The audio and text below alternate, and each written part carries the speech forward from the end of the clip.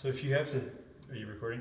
If you have to take it off, it twists off and comes down. This is to replace the whole unit. And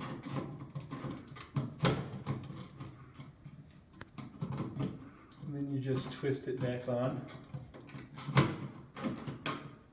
And there's a little thing here. Push that, and that's where the battery is. This is the new battery. Battery, you just take it out, pay attention to which side. There's a big side and little side of the 9-volt. Put it back in the correct way, close it, and then turn it back on, or twist it back on. Then if you want, you can push the test button.